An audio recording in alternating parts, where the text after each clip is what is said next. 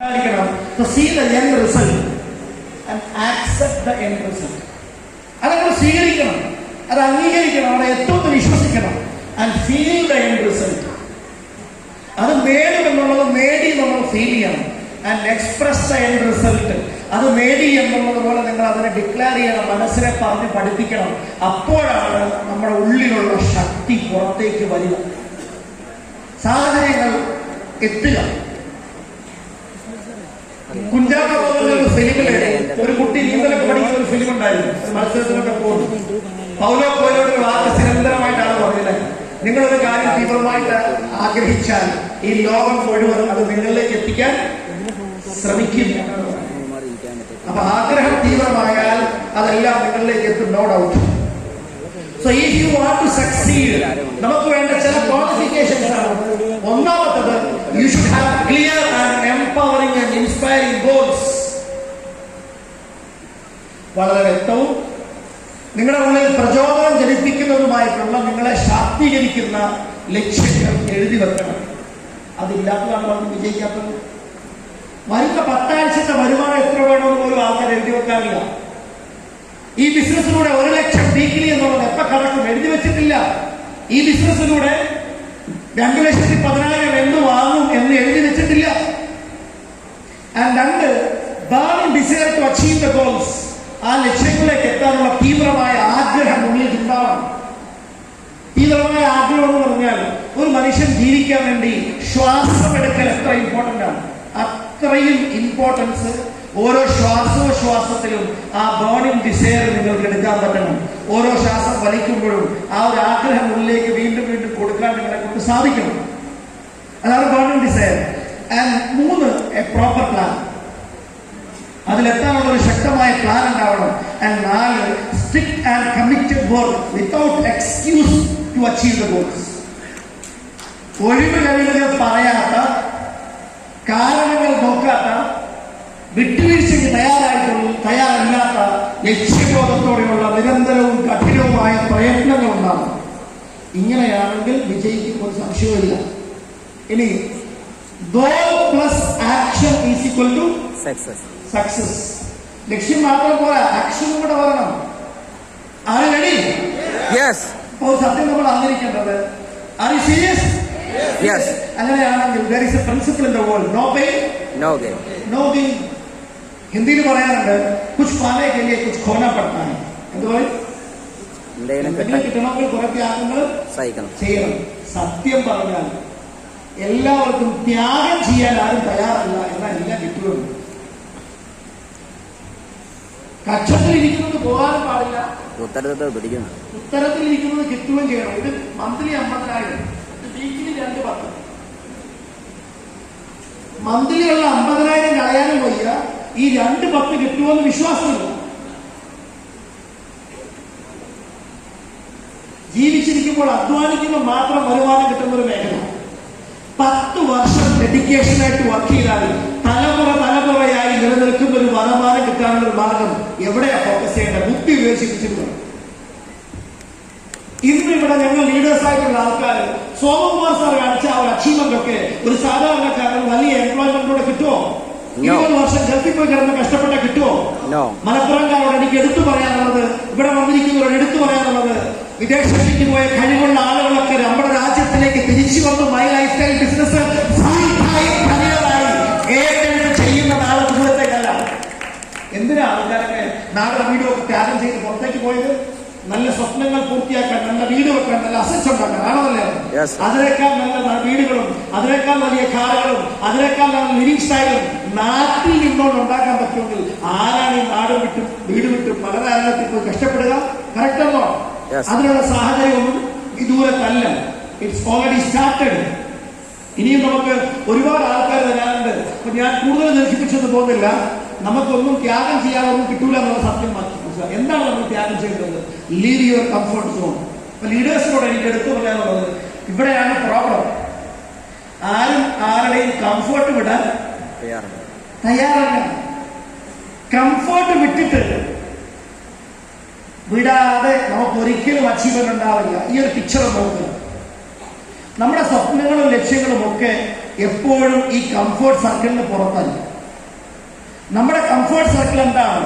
നമ്മുടെ നാട്, വീട്, വീട്ടിലെ ഭക്ഷണം, വീട്ടുകാരെ എല്ലാ ദിവസവും അങ്ങനെ പോവുക, ഇതാണ് നമ്മുടെ കംഫർട്ട് സോൺ. അത് വിട്ട് പുറത്തേക്ക് പോകാൻ പാടാണ്. അത് വിട്ട് പുറത്തേക്ക് പോകാൻ പാടുള്ളവർക്ക് ഒരിക്കലും വലിയ അച്ചീവ്മെന്റ് ഉണ്ടാവുമോ? ഇല്ല. ആ മൈൻഡ് സെറ്റ് ചേഞ്ച് ചെയ്യണം. ഈ രാത്രിയിൽ ഒരു 12 മണി, 1 മണി, 2 മണി, 3 മണിയൊക്കെ ആകുമ്പോൾ ഒരു പ്രകാശം ഇങ്ങനെ വരും. പ്രകാശത്തിന്റെ ആദ്യത്തെ രശ്മികൾ, ആ രശ്മികൾ ഇരുട്ടിനെ കീറി മുറിച്ചാൽ വരും. ഒരു മാറ്റമാണ്, ചേഞ്ചാണ്, കട്ടിങ്. കംഫർട്ട് സോൺ ബ്രേക്ക് ചെയ്യും. ഒരു കോഴിക്കുഞ്ഞ് വരികയാണ്, അതിന്റെ പുറത്തുള്ള തോട് പൊട്ടിച്ച് അതിന്റെ ചുണ്ടുകൊണ്ട് വളരെ സോഫ്റ്റ് ആയിരിക്കും ചുണ്ടാദ്യം. അതുകൊണ്ട് അത് പൊട്ടിച്ചാൽ പുറത്തു വരുന്നത്. കഷ്ടപ്പെടുന്ന കോഴിക്കുഞ്ഞിനെ ഹെൽപ്പ് ചെയ്യാൻ വേണ്ടി നമ്മൾ പൊട്ടിച്ചു കൊടുത്താലോ? ക്ലോസ്.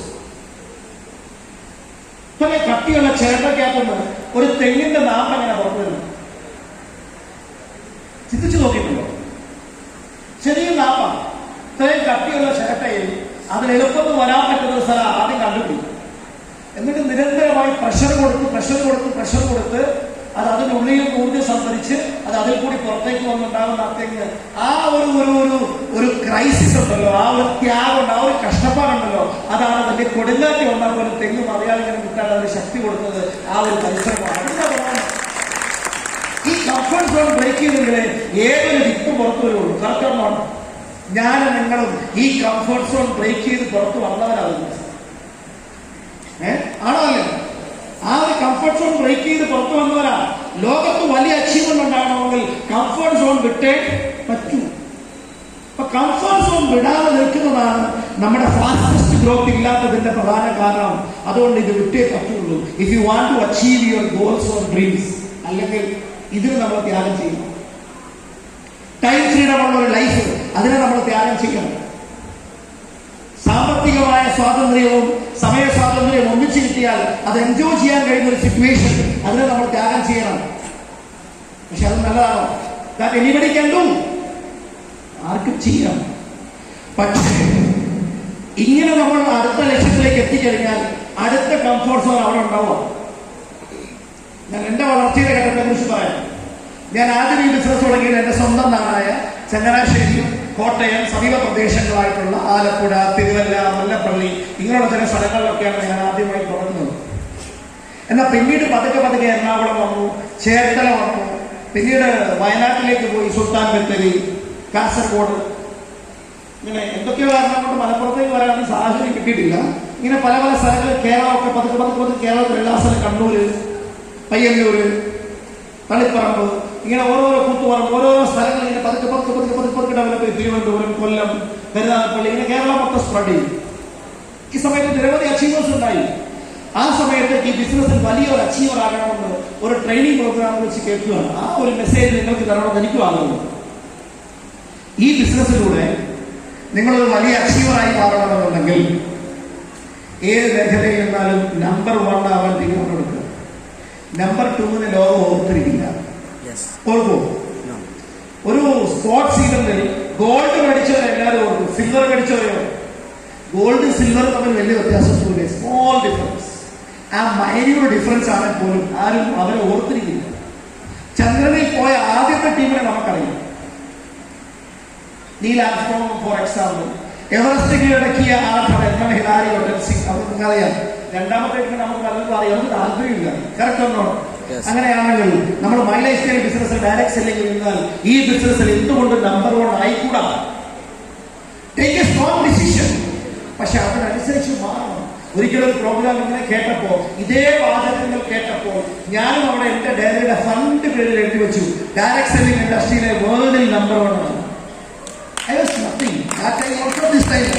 പക്ഷേ അന്നത് എഴുതി വെക്കുകയും എല്ലാ ദിവസവും അത് വായിച്ചു നോക്കുകയും അത് വായിച്ചുകൊണ്ടേ ദിവസം തുടങ്ങും, അത് വായിച്ചുകൊണ്ടേ ഉറങ്ങും, അതിനുവേണ്ടി നിരന്തരമായി ചിന്തിച്ചു. അങ്ങനെ കേരളത്തിൽ മാത്രം ബിസിനസ് ചെയ്തിട്ട് വേൾഡിൽ നമ്പർ 1 ആകുമെന്ന് തീരുമാനിച്ചാൽ ഞാൻ മണ്ടനാണ്. ആ മണ്ടത്തരം കാണിക്കാൻ പാടില്ല. അതുകൊണ്ട് കേരളം വിട്ട് പുറത്തേക്ക് പോകാൻ തീരുമാനിക്കുന്നു. കേരളം വിട്ട് പുറത്തേക്ക് പോകാൻ പോകുമ്പോൾ ഒരു ചലഞ്ച്, ഇംഗ്ലീഷ് അറിയില്ല, ഹിന്ദി അറിയില്ല, അവിടുത്തെ ആഹാര രീതി വശമില്ല, കാലാവസ്ഥ വശമില്ല. പക്ഷെ ഇതൊന്നും അറിയില്ല എന്ന് കരുതി വേണമെങ്കിൽ പോകാതിരിക്കാമായിരുന്നു. ഞാൻ പോയി. ഞാൻ പോയി ഓരോരോ സ്ഥലങ്ങളിൽ ഞാൻ അവരുടെ ലിസ്റ്റ് ഉണ്ടാക്കി, പ്രോസ്പെക്ടിംഗ് ലിസ്റ്റ് ഉണ്ടാക്കി സെലക്ട് ചെയ്ത് ആൾക്കാരെ ബിസിനസ്സിലേക്ക് കൊണ്ടുപോകാനുള്ള സംവിധാനങ്ങളൊക്കെ പ്ലാൻ ചെയ്തു. യാത്രകളിലൊക്കെ വെച്ച് കണ്ട ഒരു സാധാരണ വ്യക്തിയിൽ നിന്ന് കിട്ടിയ ഒരു കണക്ഷൻ വഴിയാണ് ഇന്നത്തെ ഡയമണ്ട് എക്സിക്യൂട്ടീവ്സ് എന്ന് പറഞ്ഞിട്ടുള്ളത്. നമ്മളതിനുവേണ്ടി പരിശ്രമിച്ചതുകൊണ്ടാണ് ആ യാത്രയാണ് എന്നെ ക്രൗഡ് ആൻഡ് നടത്തിയത്. ഇന്ന് ലോകം മുഴുവൻ ഈ ബിസിനസ് ഡെവലപ്പ് ചെയ്യണമെന്നുള്ള ശക്തമായ തീരുമാനത്തിൽ നിൽക്കുന്നു. It's very tough. ഈ കഴിഞ്ഞ ആഴ്ച ഏതാണ്ട് ഒരു 13-14 ദിവസം ഞാൻ ദുബായിലായിരുന്നു. അവിടുത്തെ കൊടും ചൂടത്ത് എല്ലാവരെയും കൂടെ രാവും പകലും ഞങ്ങളുണ്ടായിരുന്നു. റഫീഖ് സാറിനൊക്കെ അത് അറിയാം, ഇസ്മായിൽ സാറിന് അറിയാം, നബീൽ കാക്ക് അവിടെ അറിയാം, അനബി സാറിന് അറിയാം. നല്ല ചൂടല്ലായിരുന്നു. നമ്മൾ ഡേ നൈറ്റ് ആക്റ്റീവായിട്ട് ഇങ്ങനെ നിൽക്കുക. അവിടെ നിന്നാണ് നേരെ കേരളത്തിലേക്ക് വരുന്നത്. കേരളത്തിലേക്ക് വന്നോണ്ട് നേരെ ഇങ്ങോട്ടേക്ക് വരുന്നത്. ഇന്നിവിടെയാണ്, നാളെ ആലപ്പുഴയിലുണ്ട്, മറ്റന്നാൾ ഞാൻ ദുബായിലായിരിക്കും, അതിന് 2 ദിവസം ഞാൻ ചിലപ്പോൾ തായ്ലൻഡിലായിരിക്കും, അതിനടുത്ത ദിവസം അമേരിക്കയിലായിരിക്കും. ഇതാണ് എന്റെ ഇപ്പോഴത്തെ സ്കെഡ്യൂൾ. ഈ സ്കെഡ്യൂളിനിടയ്ക്ക് ഒരുപാട് പ്രോഗ്രാമുകൾ നമ്മൾ പ്ലാൻ ചെയ്യുന്നുണ്ട്. ഞാൻ പറഞ്ഞു വരുന്ന കാര്യം ഇത്ര മാത്രമേ ഉള്ളൂ. ഇതൊക്കെ ഡിഫറെന്റ് ക്ലൈമറ്റും ഡിഫറെന്റ് കാലാവസ്ഥകളാണ്. Now I started learning the global languages like English, American accent. ഇതൊക്കെ പഠിച്ചുകൊണ്ടിരിക്കുകയാണ് by interacting with many people. സാഹചര്യങ്ങൾ പഠിക്കുന്നു, നമ്മൾ മാറാനുള്ള ഒരുപാട് പുതിയ പുതിയ കാര്യങ്ങൾ പഠിക്കുന്നു. ഇതൊക്കെ എന്തിനാണെന്ന് വെച്ച് കഴിഞ്ഞാൽ എന്റെ കംഫർട്ട് സോൺ ബ്രേക്ക് ചെയ്തേ പറ്റൂ. ഇന്ന് നിൽക്കുന്ന സിറ്റുവേഷൻ എന്നെ ഒരു കംഫർട്ട് സോണിലാക്കിയിട്ടുണ്ടെങ്കിൽ ആ കംഫർട്ട് സോണിനെ ഞാൻ ബ്രേക്ക് ചെയ്തെങ്കിൽ ഇനി എനിക്ക് വളരാൻ സാധിക്കും എന്നുള്ളതാണ്. നിങ്ങൾ വളരണമെങ്കിൽ ആ കംഫർട്ട് സോണിനെ ബ്രേക്ക് ചെയ്യണം. എനിക്ക് എന്റെ MDC ആൻഡ് ലീഡേഴ്സിന് പറയാനുള്ളത്, മാസത്തിൽ 10 ദിവസത്തിൽ കൂടുതൽ ഈ സംസ്ഥാനത്ത് നിൽക്കരുത്. 10 ദിവസത്തിൽ കൂടുതൽ സംസ്ഥാനത്ത് നിൽക്കരുത്. അങ്ങനെ നിൽക്കുന്ന ഒരാൾക്ക് ഡയമണ്ട് ആകാൻ വർഷങ്ങളെടുക്കും. നിങ്ങളുടെ ആളുകൾ നിങ്ങളെ ഡിപ്പെൻഡ് ചെയ്യും. നിങ്ങളുടെ ഒരു വലിയ മരത്തിന് താഴെ ഒരു ചെറിയ മരം ഒരിക്കലും വലിയ മരം ആവില്ല. ലോകത്തിലെ പ്രിൻസിപ്പിളാണ് 3 മാസം 4 മാസം വരെ ഏത് തള്ളക്കോഴിയും കൊച്ചുകോഴിയും നമ്മൾ നോക്കും. 4 മാസം കഴിഞ്ഞ് പിന്നെയും ചെറിയടുത്ത് വന്നാൽ കാലക്കോഴി വേറെ ചോദിക്കും. എന്നിട്ട് മനസ്സിലായാലും കുട്ടിയെടുത്തൊരാളാക്കാം. ഇത് നമുക്ക് ചെയ്യാൻ പറ്റത്തില്ല എന്ന് മാത്രമേ ഉള്ളൂ. പക്ഷേ നമ്മൾ മാറിപ്പോണം. വേണം വേണ്ടേ? അങ്ങനെ നമ്മൾ മാറിപ്പോകുമ്പോഴാണ് യഥാർത്ഥത്തിൽ നമ്മൾ സംഘർഷങ്ങൾ അനുഭവിക്കുക. ഒന്ന് വീട്ടിൽ വന്നാൽ കൊള്ളാമെന്ന ആഗ്രഹമൊക്കെ